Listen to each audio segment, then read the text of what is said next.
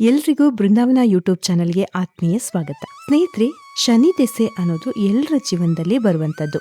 ಹಾಗೆ ಈ ಶನಿ ಆ ಮಹಾಶಿವನನ್ನೇ ಬಿಟ್ಟಿಲ್ವಂತೆ. ಆದ್ರೆ ನಿಮಗೆ ಒಂದು ವಿಷಯ ಗೊತ್ತಾ? ಹುಟ್ಟಿದ ಮಗುವಿಗೆ 5 ವರ್ಷದವರೆಗೆ ಶನಿ ಪ್ರಭಾವ ಬೀರೋದಿಲ್ಲಂತೆ. ಹಾಗೆ ಯಾರು ಅಶ್ವತ್ಥ ವೃಕ್ಷಕ್ಕೆ ಸೂರ್ಯೋದಯಕ್ಕೂ ಮುನ್ನ ನೀರನ್ನ ಹಾಕಿ ಪ್ರದಕ್ಷಿಣೆ ಮಾಡ್ತಾರೋ ಅವರ ಜೀವನದಲ್ಲೂ ಕೂಡ ಶನಿ ಪ್ರಭಾವ ಕಡಿಮೆ ಆಗುತ್ತೆ ಅನ್ನೋ ನಂಬಿಕೆ ನಮ್ಮಲ್ಲಿದೆ. ಇದಕ್ಕೆಲ್ಲ ಕಾರಣ ಒಬ್ಬ ಮಹರ್ಷಿ. ಹಾಗಿದ್ರೆ ಆ ಮಹರ್ಷಿ ಯಾರು? ಶನಿಯ ಕಾಲನ್ನ ಮುರಿದು ಬುದ್ಧಿ ಕಲಿಸಿದಂತಹ ಆ ಮಹರ್ಷಿಯ ಪೌರಾಣಿಕ ಕಥೆಯನ್ನ ಈ ವಿಡಿಯೋದಲ್ಲಿ ನಿಮ್ಮ ಮುಂದೆ ಇಡ್ತಾ ಇದ್ದೀನಿ. ಸ್ನೇಹಿತರೆ, ನಿಮ್ಗೆಲ್ಲ ಗೊತ್ತಿರೋ ಹಾಗೆ ಅಶ್ವತ್ಥ ಮರವನ್ನ ಇಂಗ್ಲಿಷ್ನಲ್ಲಿ ಪೀಪಲ್ ಟ್ರೀ ಅಂತ ಕರೀತಾರೆ. ಈ ಪೀಪಲ್ ಟ್ರೀ ಅಂತ ಅಶ್ವತ್ಥ ವೃಕ್ಷವನ್ನ ಕರೆಯೋದ್ರ ಹಿಂದೆ ನಮ್ಮ ಸನಾತನ ಧರ್ಮದ ಋಷಿಯ ಹೆಸರು ಅಡಗಿದೆ ಅಂದ್ರೆ ನೀವು ನಂಬ್ತೀರಾ? ನೀವು ನಂಬಲೇಬೇಕು. ಯಾಕಂದ್ರೆ ಅಶ್ವತ್ಥ ವೃಕ್ಷಕ್ಕೆ ಪೀಪಲ್ ಟ್ರೀ ಅಂತ ಹೆಸರು ಬಂದಿದ್ದು ನಮ್ಮ ಸನಾತನ ಧರ್ಮದ ಮಹರ್ಷಿಯೊಬ್ಬರ ಹೆಸರಿನಿಂದ. ಅದು ಯಾರು ಅಂತ ಯೋಚನೆ ಮಾಡ್ತಾ ಇದ್ದೀರಾ? ಎಲ್ಲವನ್ನ ಡೀಟೇಲ್ ಆಗಿ ಹೇಳ್ತೀನಿ. ವಿಡಿಯೋವನ್ನ ಎಲ್ಲೂ ಮಿಸ್ ಮಾಡದೆ ಕೊನೆವರೆಗೂ ನೋಡಿ. ಸ್ನೇಹಿತರೆ, ಆ ಒಂದು ದಿನ ಸ್ಮಶಾನದಲ್ಲಿ ಮಹರ್ಷಿ ದದೀಚಿಯವರ ದೇಹದ ದಹನ ನಡೀತಾ ಇತ್ತು. ಆಗ ಮಹರ್ಷಿಯವರ ಪತ್ನಿ ಪತಿಯ ಅಗಲಿಕೆಯನ್ನ ಸಹಿಸಿಕೊಳ್ಳಲಾಗದೆ ಅಲ್ಲೇ ಹತ್ತಿರದಲ್ಲಿ ಇದ್ದಂತಹ ದೊಡ್ಡ ಅಶ್ವತ್ಥ ಮರದ ಒಳಗಡೆ ತಮ್ಮ 3 ವರ್ಷದ ಮಗುವನ್ನ ಇಟ್ಟು ತಾವು ಚಿತೆಯಲ್ಲಿ ಸತಿಸಹಗಮನ ಮಾಡ್ಕೊಳ್ತಾರೆ. ಆ ಅಶ್ವತ್ಥ ಮರದ ಒಳಗಡೆ ಇದ್ದ ಮಗು ಹಸಿವು ಬಾಯಾರಿಕೆಯಿಂದ ಅಳತೊಡಗುತ್ತೆ. ನಂತರ ಅಲ್ಲೇ ಬಿದ್ದಿದ್ದಂತಹ ಅಶ್ವತ್ಥದ ಹಣ್ಣು ಎಲೆಗಳನ್ನ ತಿಂತ ಜೀವವನ್ನ ಕಷ್ಟಪಟ್ಟು ಉಳಿಸ್ಕೊಳ್ಳುತ್ತೆ. ಒಂದು ದಿನ ಅಲ್ಲಿಗೆ ದೇವರ್ಷಿ ನಾರದರು ಬರ್ತಾರೆ. ಅವ್ರ ಮಗುವನ್ನ ನೋಡಿ, ಮಗು ನೀನ್ ಯಾರು ಎಂದು ಕೇಳ್ತಾರೆ. ಆಗ ಮಗು ಹೇಳುತ್ತೆ, ಅದೇ ನಾನು ತಿಳ್ಕೋಬೇಕು, ನನ್ಗೂ ನಾನ್ ಯಾರು ಅನ್ನೋದು ಗೊತ್ತಿಲ್ಲ ಅನ್ನತ್ತೆ. ನಂತರ ನಾರದರು ಧ್ಯಾನ ಮಾಡಿ ಆ ಮಗುವಿನ ಪರಿಚಯವನ್ನ ನೀಡ್ತಾರೆ. ನೀನು ಮಹಾದಾನಿ ಮಹರ್ಷಿ ದದೀಚಿಯವರ ಮಗ. ನಿನ್ನ ತಂದೆಯ ಆಸ್ತಿಯಿಂದ ತಯಾರಾದ ವಜ್ರಾಯುಧದಿಂದ ದೇವತೆಗಳು ಅಸುರರನ್ನ ಜಯಿಸುವುದಕ್ಕೆ ಸಾಧ್ಯವಾಗಿತ್ತು. ಆಗ ಆ ಮಗು ಕೇಳುತ್ತೆ, ನನ್ನ ತಂದೆಯ ಅಕಾಲ ಮರಣಕ್ಕೆ ಕಾರಣವೇನು ಅಂತ. ಆಗ ನಾರದರು ಹೇಳ್ತಾರೆ, ಇದಕ್ಕೆಲ್ಲ ಕಾರಣ ಶನಿದೇವರ ಪ್ರಭಾವ. ಇದರಿಂದ ಆ ಮಗುವಿಗೆ ಶನಿದೇವನ ಮೇಲೆ ಸಾಕಷ್ಟು ಸಿಟ್ಟು ಬರುತ್ತೆ.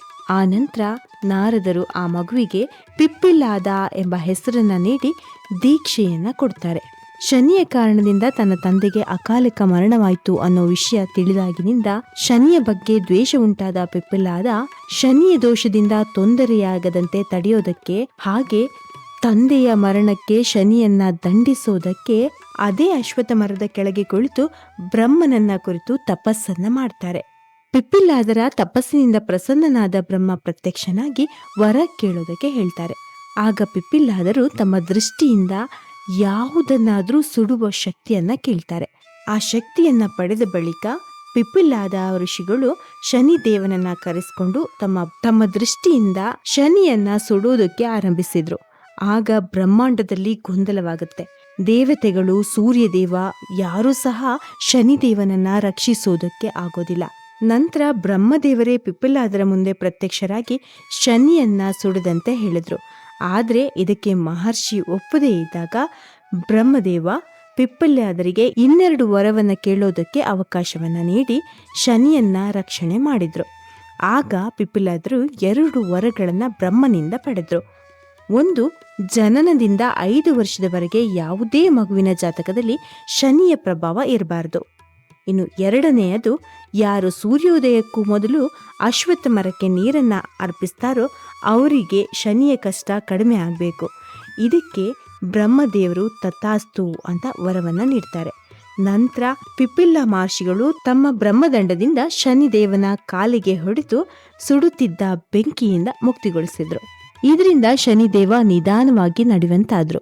ಹಾಗಾಗಿನೇ ಶನಿಶ್ಚರತೀಯ ಶನಿಶ್ಚರಃ ಎಂದು ಪ್ರಸಿದ್ಧಿಯನ್ನ ಪಡೆದ್ರು.